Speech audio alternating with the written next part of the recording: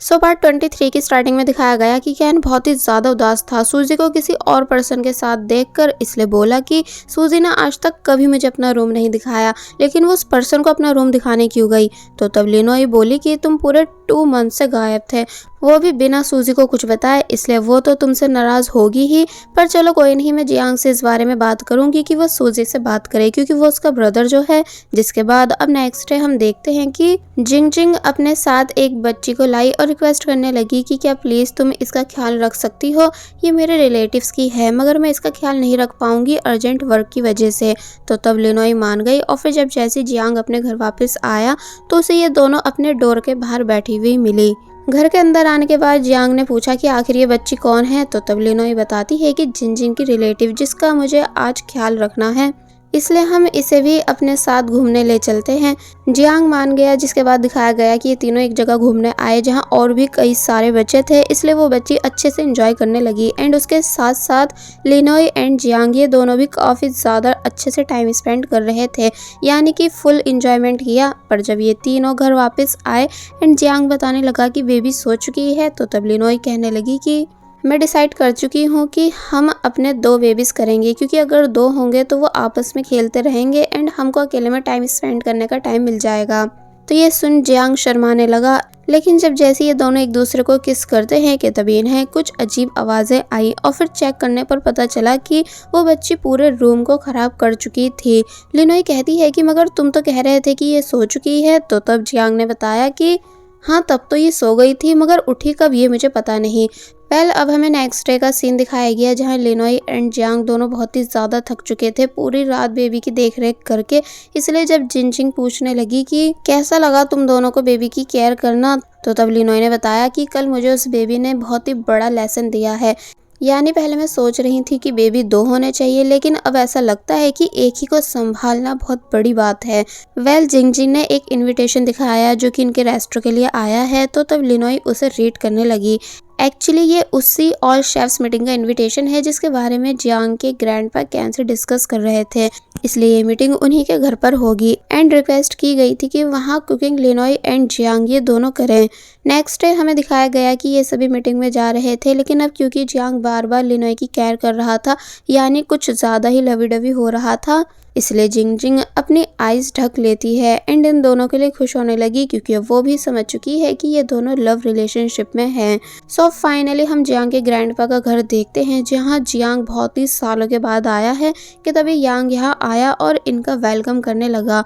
फिर वो इन्हें अपने साथ ले जाता है इनको इनका कुकिंग एरिया दिखाने के लिए। और जब यहाँ से चला गया तो तब सूजी आई, जो कि खुश थी कि कैसे इतने टाइम के बाद उसका भाई घर आया है। मगर जब जियांग ने सूजी से कैन के बारे में पूछना शुरू किया कि अब तुम कैन से क्यों बात नहीं करती, तो तब वो बातों को घुमा देती है कि तभी उसकी नज़र कैन पर गई जो कि अपनी सिस्टर के साथ आ रहा था। तो तब उसे जलाने के लिए वो भी मिस्टर काओ के साथ कैन के सामने से गुजरे, जिन दोनों को साथ में कैन बस देखता ही रह गया, यानी कि बहुत ही ज़्यादा जेलस हुआ। फिर जब सूजी अकेली खड़ी थी कि तभी कैन उसके पास आता है एंड देन अपनी जैकेट उसे पहनाने लगा। सूजी काफ़ी मना करती भी है, तो तब कैन बोलने लगा कि मुझे तुम बस थोड़ा सा टाइम दो, फिर मैं बताऊंगा कि मैं आखिर 2 मंथ्स के लिए कहाँ गायब हुआ था। सूजी गुस्से से कैन की जैकेट को उतार कर फेंक देती है एंड बोलने लगी कि अब जब मुझे तुमसे कोई रिलेशन नहीं रखना है तो फिर क्यों तुम मेरे पीछे आ रहे हो। तो ये सुन कैन उदास हुआ और फिर जब यहाँ से चला गया तो तब उसके जाने के बाद सूजी को भी अच्छा नहीं लगता, यानी वो भी अपने वर्ड्स को याद करके उदास होने लगी कि तभी कैन वापस आता है एंड देन उसने डायरेक्ट सूजी को किस कर ली एंड बोला कि मैं तुम्हें खुद से दूर नहीं कर सकता हूँ और ना ही किसी और के साथ देख सकता हूँ। तो तब वो चुप खड़ी रह जाती है। इसका मतलब अब इन दोनों के बीच सब ठीक हो चुका है।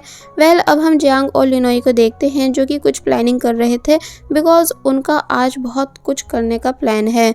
इसलिए जब लिनोई बाहर किसी को चेक करने आई जो कि और कोई नहीं बल्कि मास्टर कॉन्ग है, तो तब वो उन्हें अपने साथ कहीं ले जाती है। जिन दोनों का पीछा करने का मैनेजर चोई ने काफ़ी ट्राई किया लेकिन कर नहीं पाई, बिकॉज यहाँ सूजी आ चुकी थी जो कि मिस्टर काओ से मैनेजर चोई को इंट्रोड्यूस कराने लगी। और जब ये तीनों बातें कर ही रहे थे कि तभी यांग भी यहाँ आ गया, जिसके सामने सूजी ने मैनेजर चोई को ड्रिंक ऑफर की। लेकिन अब क्योंकि मैनेजर चोई प्रेग्नेंट है इसलिए वो ड्रिंक नहीं ले रही थी।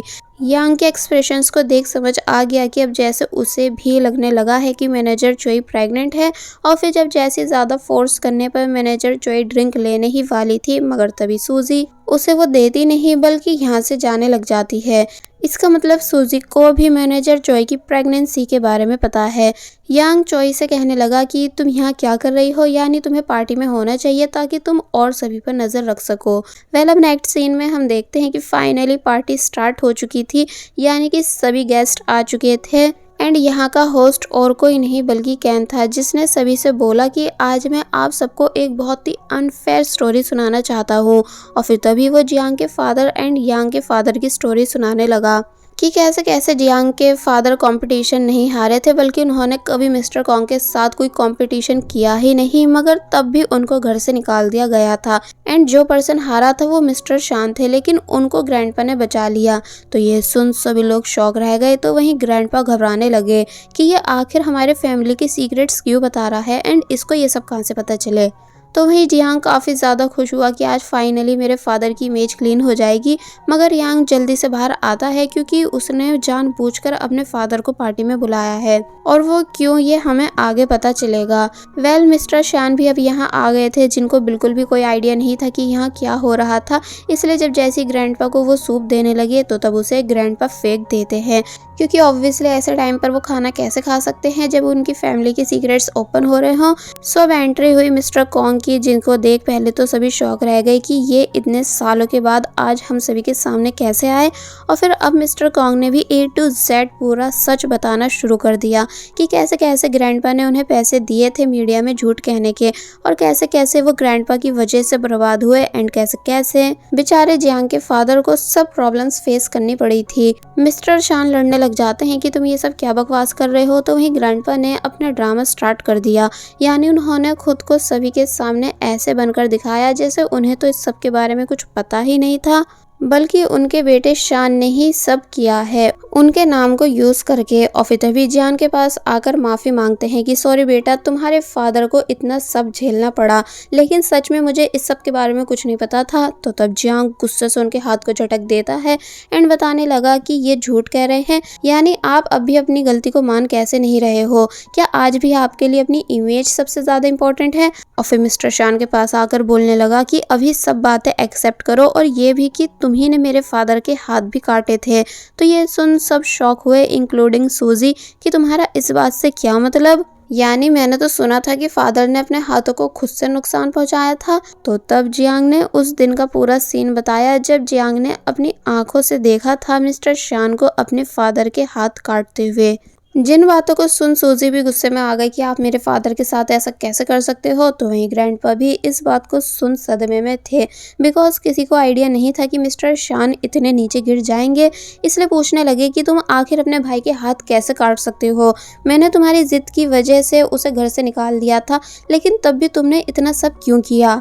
तो तब फाइनली मिस्टर शान हर चीज़ एक्सेप्ट कर लेते हैं कि हाँ, शुरू से मैं ही गलत हूँ। जो सब सुन सभी शेफ्स हैरान हुए एंड जियांग काफ़ी ज़्यादा खुश। लेकिन ऐसे मोमेंट पे यांग आराम से बैठा हुआ था। और फिर जब जैसी ग्रैंडपा की तबीयत बिगड़ी ज़्यादा गुस्सा करने की वजह से, इसलिए उनको तुरंत हॉस्पिटल लेकर जाया जाता है। एक्चुअली यही यांग का प्लान था कि जियांग और ग्रैंडपा की लड़ाई के बीच में ग्रैंडपा बीमार हो जाएं, क्योंकि उन्हें डॉक्टर ने ज़्यादा गुस्सा करने से मना कर रखा था। और फिर जब जैसी वो हॉस्पिटल में एडमिट होंगे तो तब यांग अपनी मनमानी करेगा, यानी ग्रैंडपा के रेस्टोरेंट को चैन रेस्टोरेंट बनाकर ही रहेगा ताकि खुद का एक ब्रांड बना सके। जियांग की टीम अब जाकर इस बात को समझी थी। और फिर जब जैसे ये सब जाने लगे तो तब यांग भी फुल एटीट्यूड के साथ इनको क्रॉस करते हुए जाता है, बिकॉज अब वो अपने फादर की तरह जियांग से लड़ने जो वाला है। दूसरी तरफ सूजी कैन से काफ़ी ज़्यादा नाराज़ हो चुकी थी कि जब तुम्हें पता था कि यांग के फादर मेरे फादर के साथ इतना सब कर चुके हैं, तो ये सब तुमने मुझसे छुपाया क्यों। तो तब कैन बहुत ज़्यादा सॉरी करता भी है, लेकिन सूजी मानती नहीं, बल्कि उससे गुस्सा होकर यहाँ से चली गई। नेक्स्ट न्यूज़ में जियांग की फैमिली के बारे में सब बताया जाने लगा, जो रात पार्टी में हुआ था। साथ ही ये भी कि अब कैसे जियांग फैमिली का हेड सिर्फ मिस्टर यांग है, जो कि पहले अपने रेस्टोरेंट को चेन रेस्टोरेंट बनाएगा और फिर इस चेन में बाकी और सब रेस्टोरेंट्स को भी ऐड कर लेगा। तो तब लिनोई को बहुत ही ज़्यादा गुस्सा आने लगा, लेकिन जियांग समझाता है कि अब अगर हमें यांग के प्लान्स पर पानी फेरना है तो उसके लिए हमको जल्द से जल्द सूजी के साथ कंपटीशन करना चाहिए, क्योंकि जब हम उसे हरा देंगे तो इजीली ग्रैंडपा का रेस्टोरेंट भी क्लोज हो जाएगा। लिनोई इस बात के लिए मान गई और फिर ये दोनों बहुत ही ज़्यादा खुश होने लगे। और वहीं कैन एक बार फिर सूजी को मनाने उसके पास आया था, लेकिन वो फिर से कैन को इग्नोर करते हुए यहाँ से चली गई। जिसके जाने के बाद कैन की सिस्टर आई, जो कि कहती है कि तुम इस लड़की की वजह से अपनी खुद की बहन से दूर होते जा रहे हो। तो तब कैन बोला कि इस चीज़ की वजह आप खुद हो, यानी अगर आप ना ही जियांग को चीट करती और ना ही मुझे भी अपने इस अनफेयर डिसीजन में ऐड करती तो मैं आज भी आपकी रिस्पेक्ट कर रहा होता एंड आप ही की ही साइड होता। तो ये सुन वो चुप हो जाती हैं। और वहीं लिनोई जब जैसे अपने घर से बाहर आई तो तब यांग उसके पास आया एंड लिनोई से बात करने का बोलने लगा, मगर जब लिनोई मानी नहीं तो तब कहता है कि क्या तुमको नहीं जानना कि आखिर उस दिन नाइफ कंपटीशन में सच में तुम जीती थी या फिर जियांग। तो ये सुन लिनोई यांग की पूरी बात सुनने के लिए उसकी कार में बैठ गई। और फिर जब जैसे यांग की कार यहाँ से गई तो तब जियांग की कार भी यहाँ आ जाती है, जो कि इन दोनों को जाते हुए देख चुका था। इसलिए उसने कॉल पर लिनोई से पूछा कि तुम कहाँ हो। तो तब वो झूठ बोल देती है कि मैं अपने फादर को हॉस्पिटल लेकर आई हुई हूँ। वेल अब हम एक रेस्टोरेंट का सीन देखते हैं, जहाँ यांग ने लिनोई को फाइनली सच बता दिया कि उस दिन तुम नहीं जीती थी बल्कि जियांग जीता था, लेकिन सिर्फ मेरे कहने पर तुम्हें विनर अनाउंस किया गया था, क्योंकि मैंने तुम्हारे दोस्त कैन की सिस्टर को खरीद रखा था। तो ये सुन लिनोई काफी बुरी तरह शॉक रह जाती है। यांग आगे कहने लगा कि मुझे लगता है कि जियांग को भी इस बारे में पता है कि असली विनर वो था, मगर पता नहीं क्यों वो सच जानने के बाद अब भी चुप क्यों है एंड उसने आखिर क्यों तुम्हारा रेस्टोरेंट ज्वाइन किया, कहीं उसका इरादा तुमको चीट करने का तो नहीं। तो तब ये सुन लिनोई जियांग का स्टैंड लेने लगी कि नहीं वो तुम्हारी तरह चीप नहीं जो ऐसी हरकत करे, यानी कि मुझे जियांग पर पूरा बिलीव है कि वो कभी तुम्हारी तरह या तुम्हारे डैड की तरह या फिर तुम्हारे ग्रैंडपा की तरह कुछ भी अनफेयर नहीं कर सकता है। एंड मुझे पता है कि तुम एक तरह से मुझे भी खरीदने की कोशिश कर रहे हो ताकि हम तुम्हारे रेस्टोरेंट के साथ नाइफ कंपटीशन नहीं करें, लेकिन मेरी ये बात याद रखना कि मैं कभी तुम्हारे ड्रीम को पूरा नहीं होने दूंगी, बल्कि जियांग के साथ बचपन से अभी तक जितना भी कुछ बुरा होता आया है उन सभी चीजों का बदला लूंगी। यहाँ गुस्से और हैरानी से लिनोई को देखता रह जाता है एंड देन लिनोई यहाँ से जाने लगी कि तभी उसको ऊपर से जियांग ने पुकारा। तो तब वो सरप्राइज हुई कि तुम यहाँ कैसे, इसलिए तुरंत भागती हुई जियांग के पास आती है एंड देन डायरेक्ट उसे हक कर लेती है। जियांग कहता है कि मैं प्राउड हूँ कि तुम यांग की बातों में नहीं आई बल्कि तुमने मेरी साइड ली। तो ये सुन वो और ज़्यादा खुश होने लगी।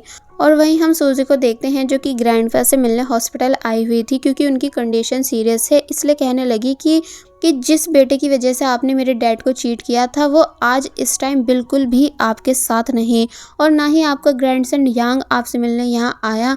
सच बताऊं तो मैं दिल से आपको माफ़ करने लगी थी, लेकिन अब ये जानने के बाद कि आप सभी ने मिलकर कितना ज़्यादा मेरे डैड को बुली किया है कि उनके हाथ तक कटवा दिए थे ताकि वो कभी कुकिंग ही नहीं कर पाए, इसलिए मैं भी आपको छोड़कर जा रही हूँ। और फिर तभी यहाँ से चली गई, जिसके जाने के बाद ग्रैंडपा को अपनी करने पर पछतावा होने लगा कि उन्हें शुरू में अपने दूसरे बेटे के साथ बुरा नहीं करना चाहिए था। और बस फिर इसी सीन के साथ पार्ट 23 यहीं पर एंड हो जाता है।